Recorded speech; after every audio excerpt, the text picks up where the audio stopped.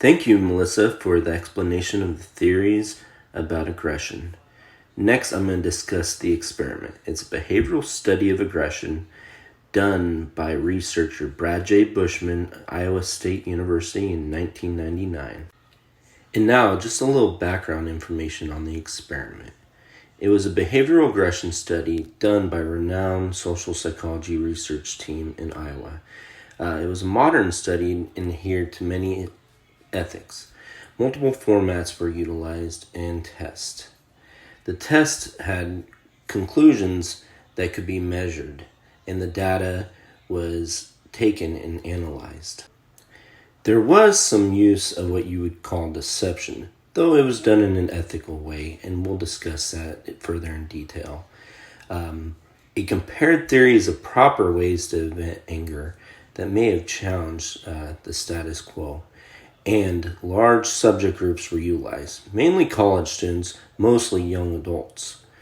Test subjects were debriefed and gave insight into the experiment results, and it challenged theories supported by mainstream media. An overview of the research study. In 1999, Brad J. Bushman and his team set out to study aggression and the effects that come from various methods of venting anger. Large groups of test subjects selected, half were male, half were female, given an essay assignment which was critiqued by a peer that was not an actual person, challenging their beliefs and causing them anger. The groups broke into a catharsis methods, rumination, a venting, and a distraction, positive goal method. Use of punching bag and air horn were used by test subjects to vent anger via use of the two opposing methods. Checked relevance of catharsis, rumination, and it caused more negative than positive effects. The experiment, research study methods, and subject selection. Researchers set up extra credit assignment for undergraduate students. 600 in total were selected. 300 were men, 302 were women. The goal was to also analyze the connection between sex and aggression. Many psychology researchers use college students for experiments in the social psychology field. The reason why many psychology researchers use college students for experiments is it's a good demographic to be able to measure. Usually the students are on a campus, they're able to be assembled, and many of them are going to school for the actual discipline. So many social psychology experiments are done and utilize college students for test subjects. Research study methods of team, locale, and peers. This research team was led by Brad J. Bushman on the campus of Iowa State University. Pictures of university peers were actually used to pose as the actual partners in the experiment, though were not actually present. Many psychologists are also professors, and many research teams are made up of practicum students.